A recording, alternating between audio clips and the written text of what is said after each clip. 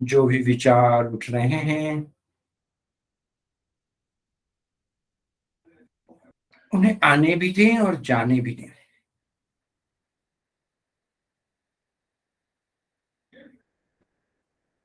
चेहरे पे हल्की मुस्कान, मन में कृतज्ञता का भाव।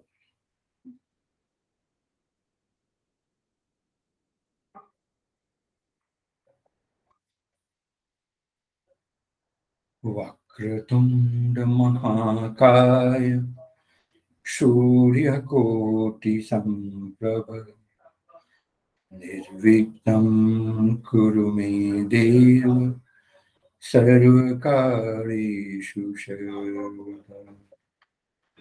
गुरु ब्रह्मा गुरु विष्णु गुरुर्देवो महेश्वरः गुरु साक्षात् परब्रह्म तस्मै श्री गुरुवे।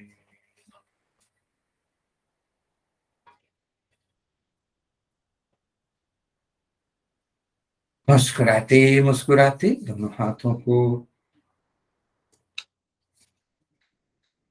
रब करते हुए अपने सर चेहरे पे इसकी गर्मी से सेंके और उस ऊर्जा को पूरी शरीर में।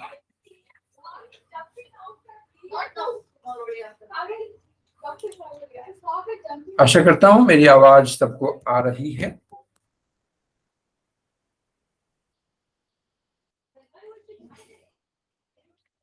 जी सर।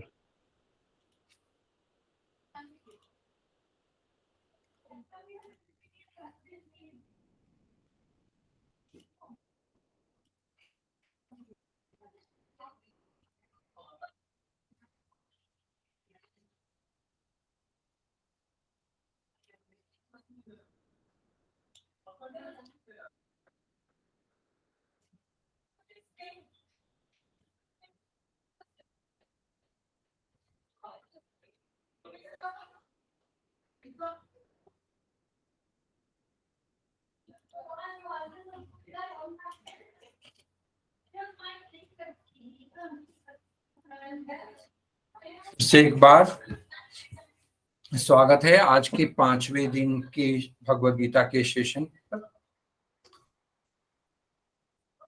आज हम चौथे अध्याय 5वें अध्याय और कोशिश करेंगे कि छठे अध्याय को भी टच करें समय मिला तो। अभी तक हमने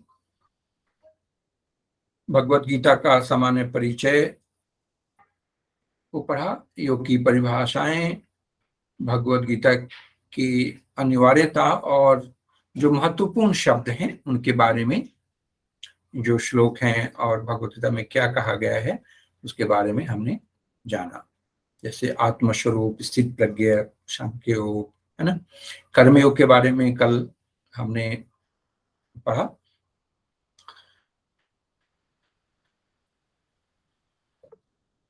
तो आगे बढ़ते हैं। चौथे अध्याय को हम ज्ञान कर्म संन्यास योग कहते हैं, है ना। ज्ञान कर्म संन्यास योग। इस अध्याय की शुरू होती है योग परंपरा के बारे में भगवान कृष्ण कह रहे हैं शुरू के अध्याय में, है ना। तो ये भी बहुत इंपॉर्टेंट है एग्जाम के पॉइंट ऑफ व्यू से, एंगल से। इसमें कैसे योग की परंपरा शुरू हुई, कहाँ से, पहले किसको उन्होंने उपदेश दिया, तो क्या कहते हैं, इमं विवस्वते योगम।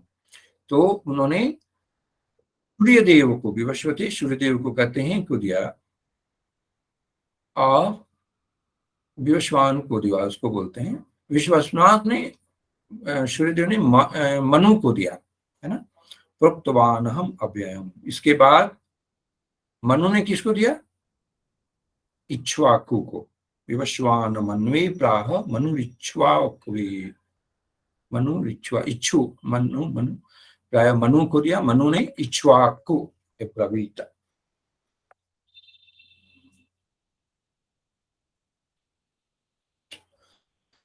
ओके। हाँ आइए। प्रणाम। प्रणाम सर। हाँ हाँ बोलिए। सर ये यहीं से शुरू हुआ है, इसी श्लोक से ना? चौथा अध्याय, हाँ हाँ हाँ धन्यवाद। हाँ।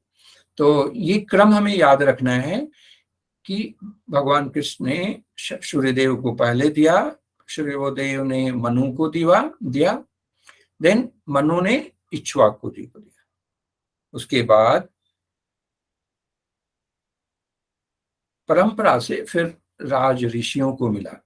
एवं परंपरा प्राप्तम इमं राजर्षियो विदुः सह कालेनेव और महता योगो नष्टः परंतपः। फिर राज ऋषियों को मिला हमारे, फिर सतत गुरु परंपरा द्वारा ज्ञान योग की विद्या प्राप्त की, किंतु अनन्य युगों के साथ, मतलब इस समय के काल से यह संसार से लुप्त हो गया, ऐसा प्रतीत होता है। ऐसा उन्होंने बोला, प्रतीत होता है ना। तो ये क्रम हम याद रखेंगे, बहुत इंपॉर्टेंट। सर तो वहां तो मतलब सूर्यदेव के बाद विवस्वान लिखा था ना? हाँ, विवस्वान सूर्य को कहते हैं ना, सूर्यदेव को, उनका एक नाम है विवस्वान, है ना। यहाँ पे ना इमम इमम विवस्वते, विवस्वते जी सूर्यदेव को कहते हैं। Okay, yes sir, clear. अभी आपके पास है ना भगवत गीता की बुक, उसमें क्या लिखा है विवस्वान का अर्थ?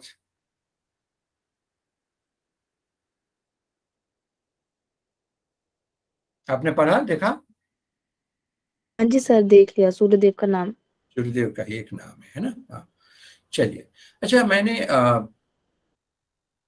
उसके बाद जो ये बहुत ही महत्वपूर्ण श्लोक है, शायद इसको भी हमने कई बार सुना है, जिन्होंने महाभारत का सीरियल देखा है वो, उन्होंने तो ये शुरू ही होता है इसी से, है ना।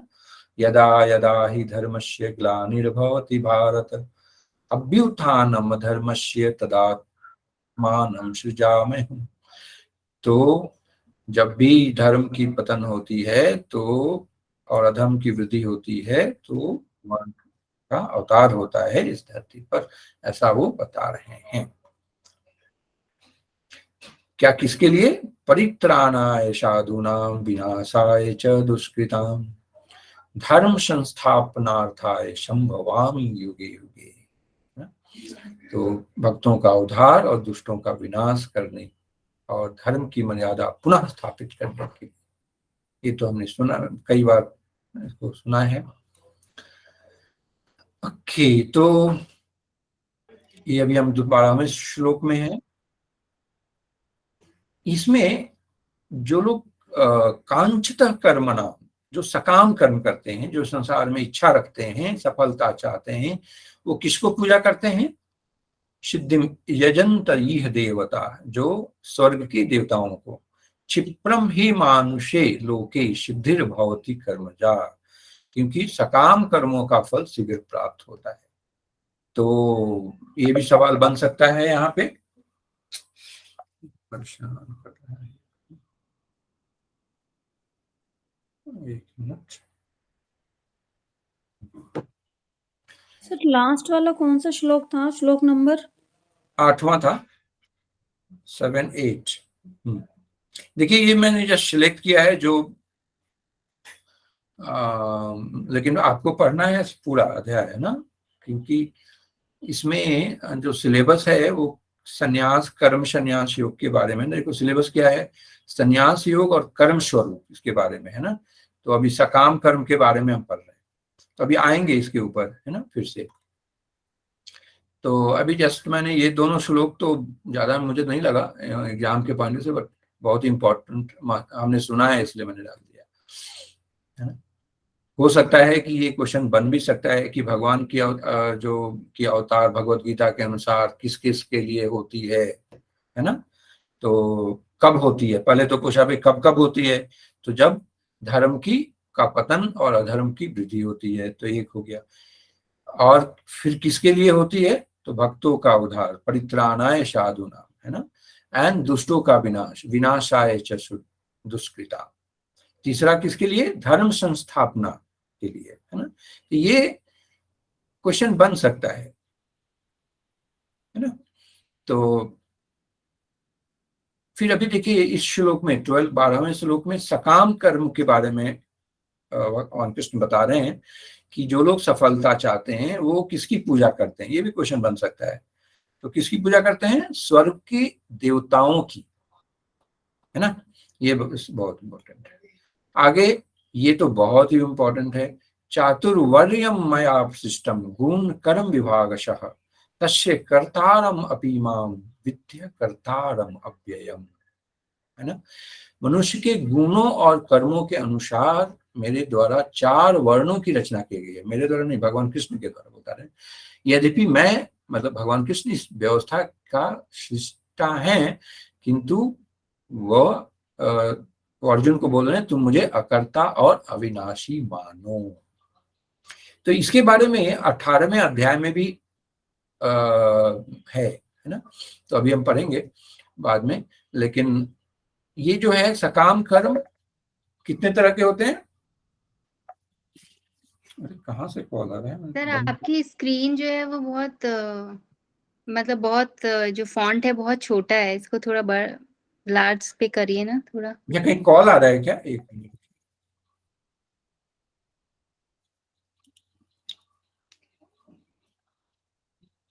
कहाँ पे कॉल आ रहा है?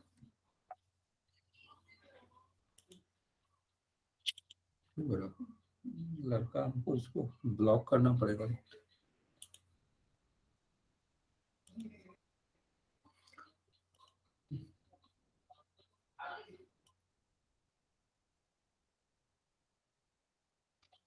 कैसे इसको? अच्छा ठीक है, देखते हैं। हाँ, ये बहुत छोटा दिख रहा है क्या आपको? नहीं सर, अभी ठीक हो गया, फुल स्क्रीन हो गया ना अभी अभी। ठीक है अभी। अच्छा, ऐसे तो ठीक है। तो अभी देखिए ये जो है ना 18वें अध्याय के 12 श्लोक नंबर में आप देखेंगे तो 3 तरह के कर्मफल के बारे में बताया गया है। चलो शब्दों निकालो 18वां का 12 श्लोक। निष्ठम अनिष्टम, है ना। कहाँ गया? 12। तो कर्म से ये संबंधित है। तो हमने अनिष्टम, अनिष्टम, इष्टम, मिश्रम 3 तरह के हो गए। अनिष्टम क्या हो गया? अशुभ। अशुभ। इष्टम शुभ एंड मिश्रम मतलब शुभ तो ये बहुत बार क्वेश्चन आया है, ये आप याद रखिएगा। हम लोग जब जाएंगे 18 में तो इसको फिर से पढ़ेंगे, है ना।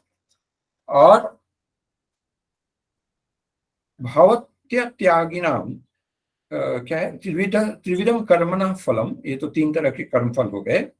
किंतु भवत्य त्यागिनाम न तो सन्यासिनाम क्वचित, तो जो कर्मफल का त्याग कर देने वाले हैं, निष्काम रूप से कर्मफल करते हैं, वो इसी काल में नहीं होता। मतलब वो कर्मफल का त्याग करने से कर्मों का फल किसी काल में नहीं होता, तो उनको कर्म के बंधन नहीं होते, है ना। तो कर्म के फल को भोगने के लिए ही हमारा जीवन मरण होता है, जीवन पुनर्जन्म होता है, पता है। मतलब हम लोग बता रहे थे ना। तो ये जो होता है, जो निष्काम कर्म भाव से करते हैं उनको कर्मफल नहीं लगता। तो कर्मफल नहीं लगेगा तो हम मुक्त होते जाएंगे, और जो ऑलरेडी लग चुके हैं उसको तो भोगना ही है ना। तो वो इसके बारे में बता रहे हैं। तो 18वां का 12वां श्लोक भी बहुत याद है, याद रखिएगा, बाद में पढ़ेंगे। और यहाँ पे 4 वर्णों की रचना की गई है, ये भी बहुत बड़ा क्वेश्चन बन सकता है। तो ये 4 वर्ण भगवत गीता के अनुसार कितने तरह के वर्णों की रचना की गई है, एक क्वेश्चन ये बन सकता है। दूसरा, किस आधार पर बन सकता है? तो उनके मनुष्यों के गुणों और कर्मों के अनुसार। ये 2 आधार हो गए, है ना। 2 क्वेश्चन इससे बन सकते हैं। ओके। एक्सक्यूज मी सर, अनिष्ट का मतलब अशुभ है? अशुभ ना, ओके। अशुभ है कि शुभ है? सर अशुभ होना चाहिए, अशुभ अशुभ। आपने क्या बोला कि 4 अशुभ वर्णों होना चाहिए। नहीं, 4 वर्णों की रचना की गई मनुष्य के गुणों और कर्मों के अनुसार। ये दिखे ना, चातुर्वर्यम मया सिस्टम गुण कर्म विभागशः, गुण और कर्म के हिसाब से 4 वर्णों की रचना की गई। तो ये श्लोक से 2 क्वेश्चन बन सकते हैं मेरे हिसाब से, तो आप इसको ध्यान में रखना। पहले तो संख्या पूछ सकते हैं कि भाई चार कितने तरह के वर्णों की रचना हो सकती है, कि वर्ण के वर्णन है और किस आधार पे होते हैं, तो दोनों क्वेश्चन बन सकते हैं, है ना। ठीक है, आगे बढ़े। तो कर्म का स्वरूप जो है अभी हम पढ़ते हैं भगवत गीता के अनुसार निष्काम कर्म है। जब भी हम देखेंगे कर्म का कैसा होना चाहिए, आसक्ति रहित होना चाहिए। कर्म के प्रकार, कर्मणो ह्यपि बोधव्यम बोधव्यम च विकर्मणा। अभी तीन, ये जो पहले हमने देखा शुभ अशुभ और मिश्रित, क्या है वो कर्म फल है ना। यहाँ पे हमने देखा शुभ अशुभ, शुभ अशुभ दोनों मिश्रित, तो ये कर्म फल है। लेकिन कर्म कितने के प्रकार को बताया उन्होंने, 3 तरह के। क्या है, कर्म कर्मणो ह्यपि बोधव्यम बोधव्यम च विकर्मणः अकर्मण, है ना। तो कर्म, विकर्म एंड अकर्म, 3 तरह के कर्मों की के प्रकार बताए हैं। ठीक है, ये बहुत ही इंपॉर्टेंट क्वेश्चन है, ये हमेशा ही आया है कई बार, है ना। ओके, अभी देखिए कर्म, विकर्म एंड अकर्म। तो कर्म जो है वो सकाम कर्म, जैसे कर्म केवल कर्म बोला तो वो सकाम कर्म हो गए। विकर्म जो है निषिद्ध कर्म, जो नहीं करना है हमको, है ना। सकाम कर्म जो साधारण सांसारिक लोग करते हैं, और जो योगी होते हैं वो क्या करते हैं, अकर्म करते हैं, निष्काम कर्म, कोई आसक्ति नहीं रखते, है ना। ये देखिए फिर अलग तरह के जो 18वें अध्याय में 23 से 25 में, 23 श्लोक से 23, 24, 25, 3 श्लोकों में भगवान कृष्ण ने 3 अलग तरह के भी सात्विक कर्म, राजसिक कर्म एंड तामसिक कर्म के भी बारे में बताया है ना। वो किसके आधार पे, गुण के हिसाब से। सात्विक जो है ना गुण, निष्काम कर्म, राजसिक कर्म जो सकाम कर्म होते हैं, सात्विक जो सत्व में होते हैं निष्काम कर्म करते हैं, तामसिक जो निषिद्ध और अज्ञानता में करते हैं, है ना। फिर वर्णों के भी प्रकार जो है वो 18वें अध्याय में 42 to 44, ब्राह्मण जो है शम दम क्षमा, ये सब क्या वर्णन है हम जब पढ़ेंगे। क्षत्रिय धृति शूरता, उसके गुण होते हैं, तेजस्विता, तेजविता, रन से नहर, क्या है पता नहीं। वैश्य जो है जो कृषि धेन गोपालन धनु, मतलब जो हम लोग पाल करते हैं, शूद्र लोक सेवा। तो ये जो मतलब ना 4 तरह के कर्मों के हिसाब से वर्णों का परिचय उन्होंने भगवान कृष्ण ने बताया है भगवत गीता में। ठीक है, आगे बढ़े। अभी हम 22वां श्लोक पढ़ते हैं। इसमें देखिए क्या है, ये है संन्यास यदृच्छा, क्या है, यदृच्छा लाभ संतुष्ट, लाभ संतोष संतुष्ट द्वंद्वातीतो। सर बस एक क्वेश्चन सर, जो आपने लास्ट इससे पहले जो भी जो सीक्वेंस दिखाया था, हाँ, इसमें जैसे सकाम कर्म है, सकाम कर्म तो मतलब हम इच्छा से करें, तो वो सात्विक कैसे गुण हो सकता है उसमें? सात्विक कहाँ दिख बताया मैंने, राजसिक है वो सर सकाम कर्म में फर्स्ट वाला जो है, कर्म के हाँ आगे सकाम कर्म, हाँ। वो मतलब ये वो हाँ इधर सर से इसके लाइन में मत बनाइए, ये अलग अलग है तीनों। अब ये कर्म के आगे, सकाम कर्म के आगे सात्विक लिखा है, तो ये मत समझिए कि वो इसके लिए लिखा हुआ है, नहीं, ये 3 अलग हैं, ये गुण के अलग हैं और ये अलग हैं। हाँ सर, समझ गया। समझ गया ना, पॉइंटर पेन, हाँ ये अलग है। अरे बड़ा हो गया ये अलग है, तीनों अलग अलग है ना। इसको मिटाया कैसे जाए भाई, चलो मिट गया क्या, नहीं ओके आगे बढ़ते हैं।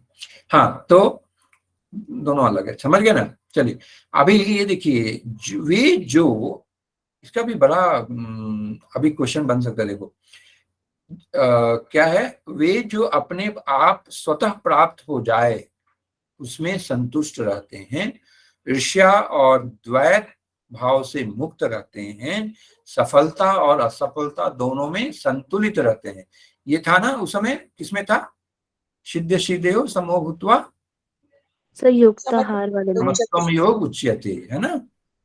ये दूसरे अध्याय में 48 श्लोक में ना, योग की परिभाषा में भी, तो यहीं पे देखो फिर से आ गया, समासिद्ध्या सिद्ध्य असिद्ध्यो, है ना, एव सिद्ध्यो। एक्चुअली सिद्ध्य एंड असिद्ध्यो, सिद्ध एव असिद्ध्यो ना, अच्छा हाँ ठीक है। दोनों में वे सभी प्रकार के कार्य करते हुए कर्म के बंधन में नहीं पड़ते। अब क्या क्वेश्चन बन सकता है भगवत के गीता के अनुसार, कौन कौन लोग कर्म के बंधन में नहीं पड़ते, है ना? तो ये क्या है, जो संतुष्ट रहते हैं, ईर्ष्या और द्वैत भाव से मुक्त रहते हैं। द्वैत भाव क्या है, द्वंद्व क्या होता है? सर ऐसी स्थिति सर जिसमें दो ड्यूअल सिचुएशन लाइफ में, जैसे सुख दुख है, हाँ शीत वेरी उष्ण गुड, है, ये दो यस, सिचुएशन में। हाँ पाप पुण्य है ना? तो द्वैत जो जिसे डुअल, हाँ तो वेरी गुड। ये और सफलता सफलता भी तो द्वैत ही है ना, ये भी तो दोनों एक ही पार्ट है ना, लेकिन ये अलग से लिखा हुआ है। तो मन में जो भाव है द्वैत भाव है ना, ईर्ष्या भाव क्या है, वो हमारे किसी को है तो उसे हम जब हम तुलना करते हैं तो आ जाता है, अरे मुझे भी मिल जाता है ना। और किसी को कष्ट पहुंचा के हमको पाने की इच्छा होती है, चलो उसको तो मुझे नहीं मिला तो उसको भी नहीं मिलना चाहिए, ऐसा भी, या उसको छीन लेना ईर्ष्या भाव से, जो भी। तो द्वैत भाव से मुक्त रहते हैं, ये बहुत इंपॉर्टेंट है, ये सबको समझना है ना। यहाँ पे लिखो द्वंद्व लिखा है, द्वंद्व, द्वैत मतलब यहाँ पे नहीं, द्वंद्व लिखा है, द्वंद्व अतीतो। तो ये जो आप समझना, क्वेश्चन में द्वंद्व ही आएगा, है ना। यदृच्छ, यहाँ पे क्या है देखो, बड़ा सा वर्ड है, संतुष्टि केवल नहीं है, यदृच्छ लाभ, यदृच्छा स्वयं के प्रयासों से, मतलब अपनी मेहनत से जो लाभ हमें मिलता है, जो हमें मिल जाता है, प्राप्त होता है, उसमें संतुष्ट रहते हैं, है ना। ठीक है, चलो पढ़े, आगे बढ़े। Yes sir. 28वें श्लोक में यज्ञ करने की विधि बताई गई है ना। तो अभी कैसे कैसे यज्ञ किया जा सकता है, ये देखो क्या क्या है। द्रव्य यज्ञ किस क्या है, यज्ञ में से किसी द्वारा अपनी संपत्ति अर्पित करना, मतलब दान देना। तपह, कठोर तपस्या करना, उपवास करना, जो पहाड़, जो मंदिर में वॉकिंग पैदल जाते हैं, ये सब तप। अच्छा, योग यज्ञ, अष्टांग योग, जो हमारा पतंजलि महायोग सूत्र में बताया गया है, योग यज्ञ के रूप में अभ्यास करना, तथा अपरे अन्य स्वाध्याय, है ना। तो वैदिक शास्त्रों के अध्ययन द्वारा जो ज्ञान कोश में रहते हैं, दिव्य ज्ञान को यज्ञ में अर्पित करना, ज्ञान पोषण। तो क्या है, जबकि अन्य लोग संशित व्रता, ये जो कठोर प्रतिज्ञा करना, बहुत सारे लोग, जैसे विष्णु पितामह ने बहुत बड़ा प्रतिज्ञा किया है। तो कुछ लोग यज्ञ के रूप में अपनी संपत्ति को अर्पित करते हैं, दान देते हैं। कुछ अन्य लोग यज्ञ के रूप में कठोर तपस्या करते हैं। कुछ लोग यज्ञ के रूप में अष्टांग योग का अभ्यास करते हैं। ये अष्टांग योग तो नहीं है वर्ड, बट इसमें क्या लिखा है, क्या नाम है, गीता प्रेस में 4थे अध्याय का 28वां श्लोक। आप देखो इस्कॉन वाले में जिसके पास है सर, इसमें लिखा है, कठोर व्रत अंगीकार करके कुछ लोग अपनी समस्त संपत्ति का त्याग करके, कुछ कठिन तपस्या द्वारा, कुछ अष्टांग योग पद्धति के अभ्यास द्वारा, अथवा दिव्य ज्ञान में उन्नति करने के लिए वेदों के अध्ययन द्वारा प्रबुद्ध करने बनते हैं। ये कौन से बुक में आपने पढ़ रहे हैं, कौन सा, किसका है? कौन वाली बुक में? इस्कॉन वाले में, है ना। अच्छा, तो देखो अभी जो भगवत गीता गीता प्रेस में, कई पुरुष द्रव्य संबंधी यज्ञ करने वाले हैं, कितने ही तपस्या रूप यज्ञ करने वाले हैं, तथा दूसरे कितने ही योग रूप यज्ञ करने वाले हैं। योग करना आप समझ लो, जो भी योग करना, और कितने ही अहिंसादि तीक्ष्ण व्रतों से युक्त यत्नशील पुरुष स्वाध्याय रूप या ज्ञान यज्ञ करने वाले हैं। ये तो बहुत सारा कुछ है। तो ये भी समझ लो क्या क्या है, जो दान से कठोर तपस्या, अष्टांग योग तो मैं आई डोंट नो, क्योंकि यहाँ पे ऐसा कुछ तो नहीं लिखा है। योग यज्ञ है ना, योग यज्ञ हम याद रखेंगे, है ना। और अध्ययन से, वैदिक ग्रंथों का अध्ययन से, स्वाध्याय से, और कठोर प्रतिज्ञा से। कितने हो गए, कितने तरह के हो गए यज्ञ यहाँ पे इस श्लोक में? दान 1, कठोर तपस्या 2, योग यज्ञ 3, अध्ययन 4, और कठोर प्रतिज्ञा 5 हो गए। अहिंसा सर, हाँ, अहिंसा कहाँ लिखा है? सर लिखा अहिंसा आदि तीक्ष्ण व्रतों से युक्त यत्नशील पुरुष स्वाध्याय रूप विज्ञान यज्ञ करने वाले हैं। हाँ, पता नहीं अहिंसा इस श्लोक में है क्या, कहीं मीनिंग बन रहा है क्या अहिंसा का? बट ये मीनिंग में दे रखा है इन्होंने। हाँ, गीता प्रेस में दे रखा है ना। मेरे पास दो हाँ, संक्षिप्त व्रता में उन्होंने अहिंसा तीक्ष्ण वृत्ति व्रत पालने के लिए बोला था। अच्छा, तो इसलिए उसके साथ क्लब किया है, मतलब वो एक साथ है ना, कठोर हाँ। प्रतिज्ञा करना वाला है। हाँ, वही। तो मुझे इस श्लोक में तो कहीं अहिंसा नहीं दिख रहा है। तो कठोर प्रतिज्ञा जो करना है जिसमें अहिंसा से कनेक्टेड जोड़ा हुआ है, तो टोटल 5 ही हुए ना मेरे हिसाब से। तो ठीक है, अभी चलो आगे बढ़ते हैं।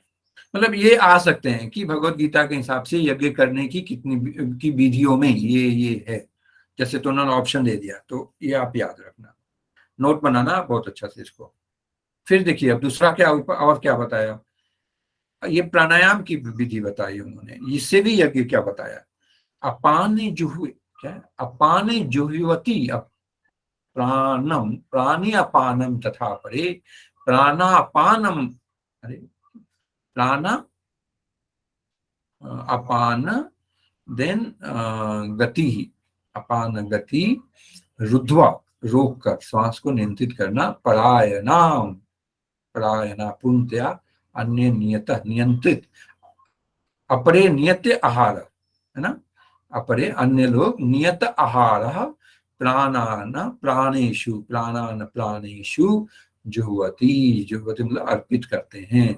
सर्वे प्यते यज्ञ विदो, यज्ञ छप क्या है, यज्ञ छपित कल्मषा, अशुद्धता को नाश करते हैं। अभी देखो इसमें और क्या, 5 तो वो थे, कुछ अन्य लोग भी हैं जो बाहर छोड़े जाने वाली श्वास को अंदर भरी जाने वाली श्वास में, जबकि अन्य लोग अंदर भरे जाने वाली श्वास को बाहरी श्वास में रोक कर यज्ञ के रूप में अर्पित करते हैं, मतलब प्राणायाम हो गया। अच्छा, फिर कुछ प्राणायाम की कठिन क्रियाओं द्वारा भीतरी और बाहरी श्वासों को रोक कर, मतलब कुंभक, अंतर कुंभक एंड बाह्य कुंभक हो गई, और उसे पूरी तरह से आत्मसात हो जाते हैं। तो ये प्राणायाम के 2 तरह के हो गए, एक तो श्वास जो रेचक पूरक है ना, और कुंभक, तीनों के बारे में बताया है ना। देन कुछ लोग अल्प भोजन कर श्वासों को यज्ञ के रूप में प्राण शक्ति में अर्पित कर देते हैं। सब प्रकार के यज्ञों को संपन्न करने के परिणाम स्वरूप योग साधक अपनी अशुद्धता को शुद्ध करते हैं, तो इसे क्या हो गया, यज्ञ से हमारी अशुद्धता जो है वो शुद्ध होती है। ठीक है, ये बहुत इंपॉर्टेंट है। आप यज्ञ करने की विधि क्या क्या, यज्ञ कैसे कैसे यज्ञ का है इसमें भगवत गीता के अनुसार, ये इसमें बताया गया है। आगे बढ़े,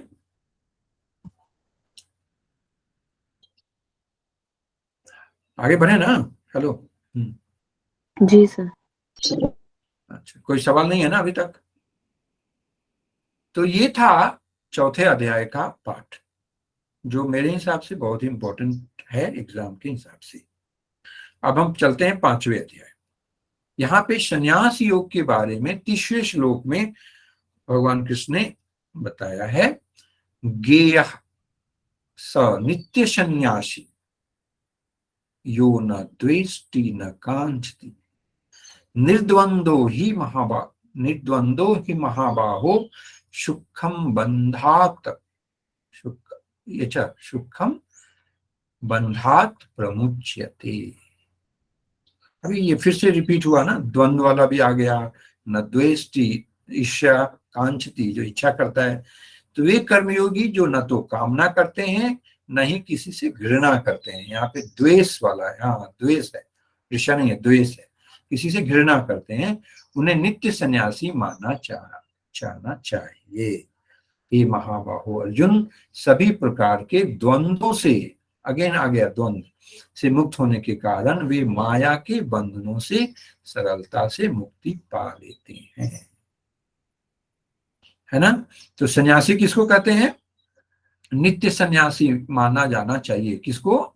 जो न तो कोई कामना करते हैं, जो इच्छा रखते हैं, और ना ही किसी से द्वेष करते हैं, ठीक है, और द्वंद्वों से मुक्त होते हैं, है ना। गुड। फिर आगे बढ़े। अभी हमने तीसरे से अभी 7वें श्लोक में आ गया। योग युक्तो विशुद्धात्मा विजितात्मा विजितेन्द्रिय सर्वभूतात्मा सर्वभूता आत्मा भूतात्मा, आत्मा की डबल है, सर्वभूतात्मा एक है, उसके बाद सर्वभूत आत्मा भूतात्मा। अच्छा सर्वभूतात्मा भूतात्मा अगेन सर्वभूतात्मा पूर्वनापि न भूतात्मा। विद्यते। जो कर्मयोगी विशुद्ध बुद्धि युक्त है अपने मन तथा इंद्रियों को वश में रखते हैं और सभी जीवों की आत्मा में आत्मरूप परमात्मा को देखते हैं। अभी देखिए क्या है, वे सभी प्रकार के कर्म करते हुए कभी कर्म बंधन में नहीं पड़ते। अभी हमने पहले भी देखा था ना, कर्म बंधन में कौन नहीं पड़ता है? कहां पे था वो श्लोक? हाँ, यहाँ पे देखो 22वें श्लोक में, चौथे अध्याय के 22वें श्लोक में क्या क्या था? कर्म बंधन, है ना, जो अपने स्वतः प्राप्त हो जाए उसमें संतुष्ट रहते हैं, दृच्छा लाभ संतुष्ट हो, एक हो गया। यहां भी द्वंद्व था, ईर्ष्या और द्वैत। विमत्सरः, विमत्सरः मतलब ईर्ष्या रहित, द्वंद्व से अतीतो, द्वंद्व से परे, एंड सफलता, सफलता। तो चौथे अध्याय का 22वां श्लोक, और अभी हम देखें तो 5वें अध्याय का 7वां श्लोक में फिर से आया है, वे कभी कर्म बंधन में नहीं पड़ते, न लिप्यते पड़ता है। तो कौन विशुद्ध बुद्धि युक्त है? मतलब शुद्ध है, विशुद्ध, अपने मन तथा इंद्रियों को वश में रखता है और सभी जीवों की आत्मा में आत्मरूप परमात्मा को देखते हैं, ठीक है ना। तो ये सब देखो, दोनों कनेक्शन है दोनों का। अभी हम 8वां और 9वां श्लोक पढ़ेंगे 5वें अध्याय का। नैव किंचित करोमि इति युक्तो मन्यते तत्त्ववित् पश्यन् शृण्वन् स्पर्शन् जिघ्रन् अश्वन्, यो बहुत बड़ा वर्ड है, खाते हुए, गच्छन्, स्वप्न एंड स्वप्न, श्वसन, सांस लेते हुए, प्रलपन, कौन पढ़ेगा इसको? विसृजन, गृहवन, उन्मिशन, देखो निमिशन, अरे वाह, अपितो भी इंद्रियाणि इंद्रियार्थेषु वर्तन्त इति धारयन्। ये 2 श्लोक में कर्मयोग में दृढ़ निश्चय रखने वाले सदैव देखते, है ना, देखते हुए कहा है? अच्छा, पश्यन देखते हुए, स्पर्श सुनते, श्रवण, अच्छा, देन सिनवन स्पर्श करते, स्पृशन चलते फिरते, सूंघते चलते फिरते, गच्छन सोते हुए, श्वास लेते हुए, बोलते हुए, त्यागते हुए, ग्रहण करते हुए और आंखें खोलते या बंद करते हुए सदैव यह सोचते हैं मैं करता नहीं हूं। ओ वाह, बहुत सुंदर।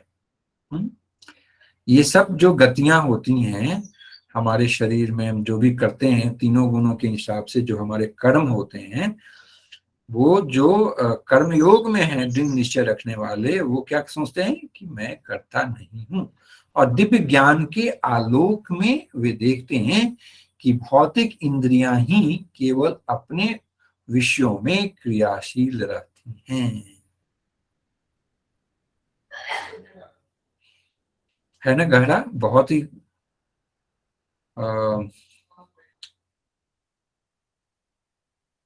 क्या बोलेंगे दोनों श्लोक को? गहरा है, गहराई में बहुत समझने की बात है। थोड़ा मनन करते हैं, मनन करना चाहिए इसके ऊपर, इस श्लोकों के ऊपर। देखते, सुनते, स्पर्श करते, जो भी आप हम करते हैं सबका आ गया है ना, बोलते हुए, त्यागते हुए, ग्रहण करते हुए, है? ग्रहण में दोनों आ गया ना, खाना खाना भी, कोई सामान कोई हमने लिया किसी से, त्यागने में क्या हो गया, जो नित्य क्रिया होती है उसमें वो भी हो गया कुछ किसी को। ये सब जो भी क्रिया होती है मैं करता नहीं हूं। तो कौन करता नहीं है? जब हम आत्मा के रूप में आत्म भाव से अपने आप को देखते हैं तो आत्मा तो कुछ नहीं कर रही है ना, है कि नहीं? कौन कर रहा है? हमारी इंद्रियां, कर्मेंद्रियां, ज्ञानेंद्रियां एंड कर्मेंद्रियां दोनों अपने विषयों में क्रियाशील रहती हैं। आगे बढ़े। इससे मुझे नहीं लगता कोई बहुत बड़ा क्वेश्चन बनेगा, क्योंकि ये बहुत गहरा है, गहराई वाला, बहुत ही क्या बोलेंगे, दिव्य ज्ञान है। चलो आगे बढ़े। ओके जी सर। ये बहुत ही सुंदर श्लोक है, आप इसको तो याद ही कर लेना आप। ब्रह्मन आधाय कर्माणि संगम, ये संगम कुछ तो, अच्छा, त्यक्त्वा करोति यः लिप्यते न स पापेन पद्म पत्र इवाम्भसा। देखो इतना सुंदर उन्होंने इसको तुलना किया है। कमल के पत्ते को आप देखे हो ना, उसे कीचड़ में फलता है लेकिन कीचड़ के पानी से स्पर्श नहीं करता, नहीं ना? उसी तरह वे जो अपने कर्मफल भगवान को समर्पित कर सभी प्रकार से आसक्ति रहित होकर कर्म करते हैं, वे पाप कर्म से उसी प्रकार से अछूते रहते हैं जिस प्रकार से कमल के पत्ते को जल स्पर्श नहीं कर पाता। इतना सुंदर, इसको आप याद कर लेना। सर ये निष्काम कर्म फल में आ जाएगा ना, कि हम अपने कर्म कर रहे हैं लेकिन हम उसके साथ अटैच नहीं है और हमें कोई फल की इच्छा नहीं है। यस यस, सी भगवत गीता में कर्म योग मतलब निष्काम कर्म है ना, का है, ये निष्काम कर्म का ही है। You are right. ओके, अभी देखो 10 में से 11। कायेन मनसा बुद्धिया केवल है ना, केवल इंद्रिय अपि योगिनः कर्म कुर्वन्ति संग त्यक्त्वा आत्मशुद्धये। योगी जन आसक्ति को त्याग कर अपने शरीर, इंद्रिय, मन और बुद्धि द्वारा केवल अपने शुद्धिकरण के उद्देश्य से कर्म करते हैं। अब ये शुद्धिकरण क्या है? एक्चुअली मैंने बताया ना कि हमारा जीवन और पुनर्जन्म जो है ये कर्मों का फल है। तो जब हम आसक्ति को त्याग देते हैं तो नए कर्म फल नहीं लगेंगे, आप नए कर्म के बंधन में नहीं बंधेंगे, और जो पिछले जन्मों में कर चुके हैं पहले, जैसे प्रारब्ध कर्मा का तो ये जीवन आता है ना, प्रारब्ध कर्मा से ये जीवन डिसाइड होता है, और क्या उनसे संचित कर्मा होता है ना, तो ये हम उससे शुद्ध होते रहते है ना। बहुत सुंदर। ओके, सर्वकर्माणि मनसा संन्यस्यास्ते सुखम वशी नौ द्वारे पूरे देहि नैव कुर्वन् कार्यम्। वाह, कितना सुंदर। हमारे शरीर को कितने द्वार वाले बताया है भगवत गीता में? 9 द्वार। ये भी क्वेश्चन बहुत अच्छा बन सकता है ना। तो जो देहधारी जीव आत्मनियंत्रित एवं निरासक्त होते हैं, 9 द्वार वाले भौतिक शरीर में भी वे सुख पूर्वक रहते हैं, क्योंकि वे स्वयं को कर्ता या किसी कार्य का कारण मानने के विचार से मुक्त होते हैं। ये देखिए, डूअरशिप, मैं करता हूं, मैंने नहीं किया, ये किया, मैंने, मुझसे गलती हुई, मुझसे अच्छा कर्म हुआ, ये सब कर्म के बंधन को बांधने वाला है।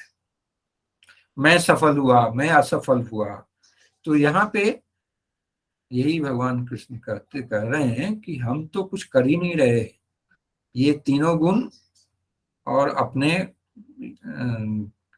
जो ये हैं कर्मफलों को भोगने के लिए कर्मफल के हिसाब से सत्वगुण, रजोगुण, तमोगुण में ये हमारे से अपने आप इंद्रियों अपने काम कर रही हैं ना। वाह, बहुत अति सुंदर। ओके, विद्या विनय संपन्ने ब्राह्मणे गवि हस्तिनी शुनि चैव स्वपाके।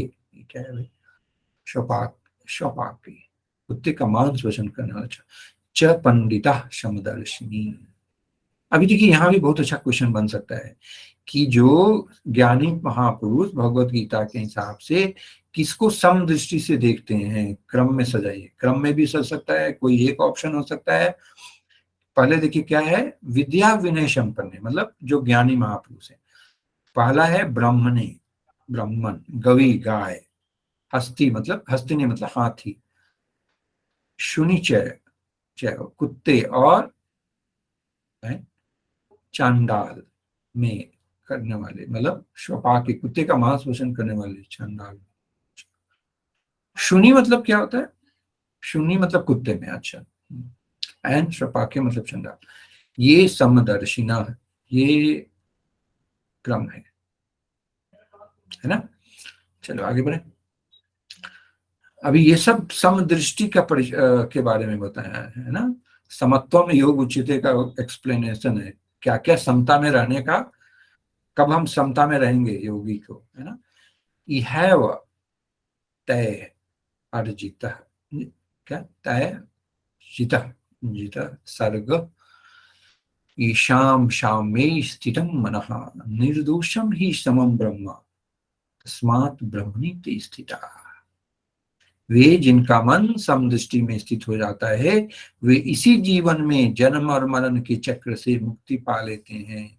वे भगवान के समान दोष रहित गुणों से संपन्न हो जाते हैं और परम सत्य में स्थित हो जाते हैं। ब्रह्मणि ते स्थिता, ब्रह्म में स्थित, ये परम सत्य मतलब ब्रह्म में स्थित हो जाते हैं। वाह, गुड।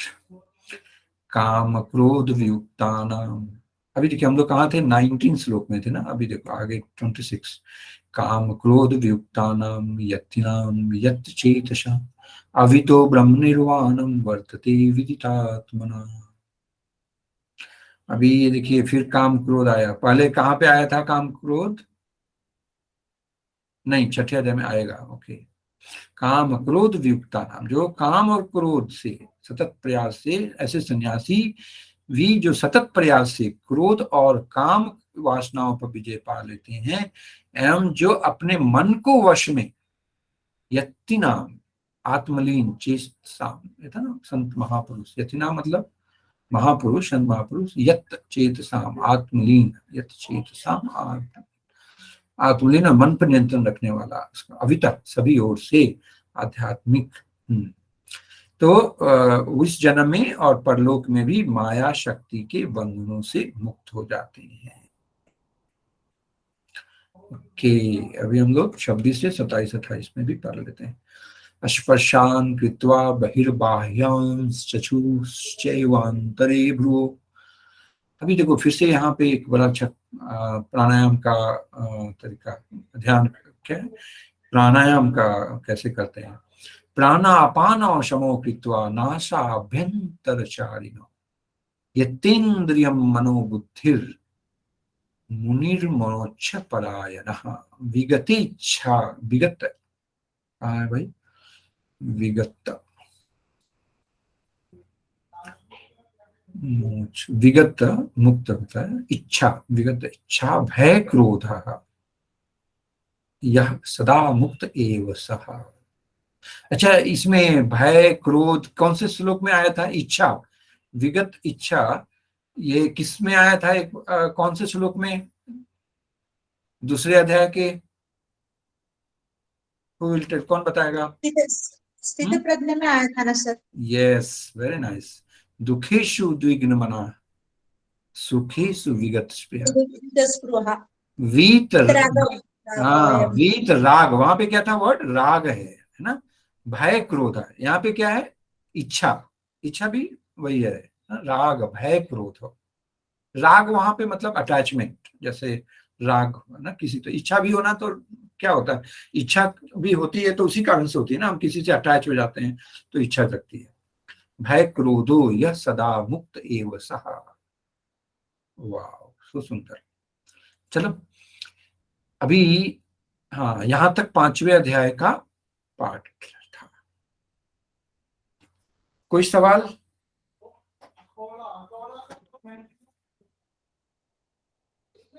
कोई मन में कोई सवाल है अभी तक?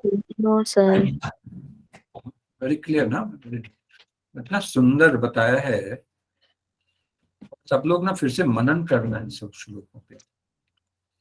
अच्छा अभी हम 6ठे अध्याय में चलते हैं, और 6ठे अध्याय को हम यहाँ विश्राम करते हैं, अभी 10-15 मिनट ही है, 10 मिनट ही है ना।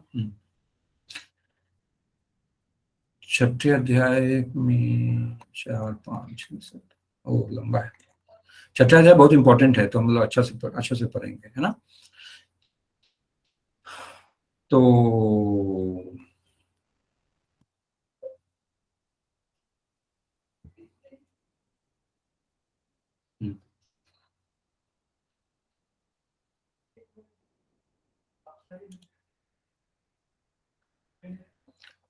अभी हमको क्या करना है, pin your presentation, yes.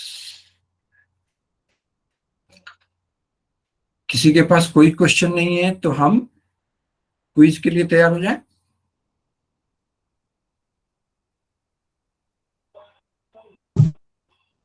Ji sir.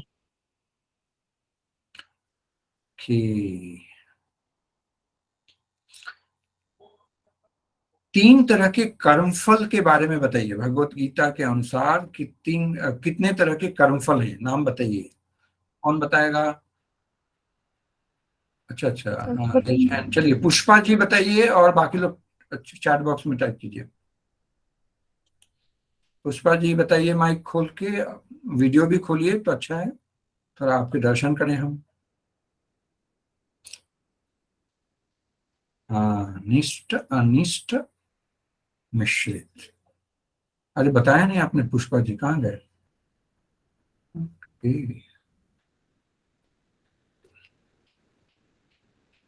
कितने तरह के वर्णों का भगवत गीता के अनुसार, भगवत गीता कितने तरह के वर्णों का वर्णन है? अरे वाह, आंसर हो गया। अच्छा चलो करते जाओ, सब लोग चाहे तो करो। हाँ ओके, कितने तरह के कर्म हैं? अच्छा ये तो हो गया ना कर्म, हाँ कितने तरह के कर्म हैं, नाम बताइए।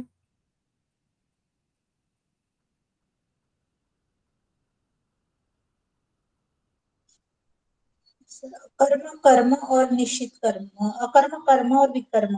हाँ, कर्म, अकर्म एंड विकर्म ना। कर्मफल जो है वो शुभ अशुभ है। शालिनी जी माइक खोलिए, बताइए। सॉरी सर, गलती से। हाँ देखिए, इसी पे ध्यान देना है, कर्मफल एंड कर्म दो अलग अलग है ना, कर्म अकर्म विकर्म। हाँ जी सर। अच्छा, कर्म को क्या कहते हैं भगवत गीता के अनुसार? जो कर्म है वो कौन से टाइप के कर्म है? ऑप्शन आएगा, सकाम कर्म, क्या सकाम निष्काम, सब आएगा ना। हाँ नहीं, कर्म जो है वो सकाम कर्म है। सकाम कर्म है सर, निष्काम हाँ तो अकर्म है। हाँ, कर्म है वो निष्काम कर्म है। एंड विहित विकर्म को क्या बोलते हैं? निषिद्ध कर्म। निषिद्ध कर्म, वेरी गुड। अच्छा सर आप क्या क्या मतलब बोला आपने कि कर्म जो है वो सकाम होगा, हाँ, अकर्म निष्काम होगा? निष्काम होगा, यस भगवत गीता के अनुसार। एंड विकर्म जो है निषिद्ध है, जिसको नहीं करना, निषिद्ध मतलब सर, निषिद्ध मतलब? जो नहीं करना चाहिए, जो वेदों के हिसाब से कर्म में नहीं आते, जो अशुभ, मतलब जो अशुभ फल देते हैं। मान लीजिए ओके किसी सर। को आपने दुख पहुंचाया है ना, अशुद्ध हिंसा किया, किसी तरह का हिंसा, मन से, वचन से, कर्म से किसी को भी किसी तरह का कष्ट पहुंचाना, वो निषिद्ध कर्म है। जो नहीं मतलब जो सकाम कर्म है वो जो है वो तो वो ये है ना कि इच्छा को लेके हम कर रहे हैं। हाँ, वो सकाम कर्म है, यस। निषिद्ध कर्म जो योगी को तो नहीं करना चाहिए, मतलब किसी को नहीं करना चाहिए। निषिद्ध भोजन, जैसे नॉनवेज नहीं खाना, ये सब निषिद्ध भोजन है ना। उसी तरह निषिद्ध कर्म जो किसी को कष्ट पहुंचे हमसे। ओके। और कौन कौन लोग कर्म के बंधनों में नहीं बनते भगवत गीता के अनुसार?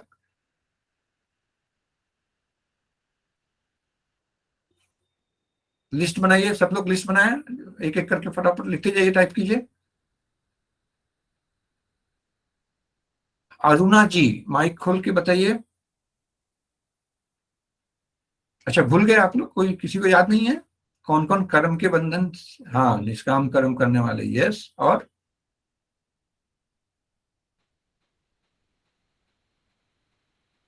ये आप जरूर नोट बनाइएगा इसका, है ना, लिस्ट बना के नोट बनाइएगा।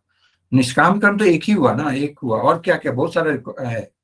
मतलब वो जो स्वतः होने वाले लाभ से हाँ, रहता है, हो जाता है। जो द्वंद्वों से मुक्त और ईर्ष्या नहीं करता, जो करके, सफलता में संतुलित बना के रखता है। हाँ, तो वो दोनों 3 श्लोक, 2 श्लोक में था ना, वो 2 श्लोक। स्थिर प्रज्ञ योगी जैसे ना, स्थिर प्रज्ञ। तो ये जो है 2 श्लोकों में आया है, 4थे अध्याय में भी है और 5वें भी आया है, हमने देखा ना। कौन सा श्लोक था वो 4थे अध्याय का?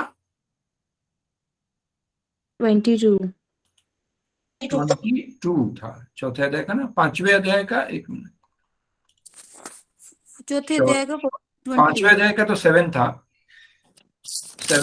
फिर 4थे अध्याय का 22 22वां श्लोक।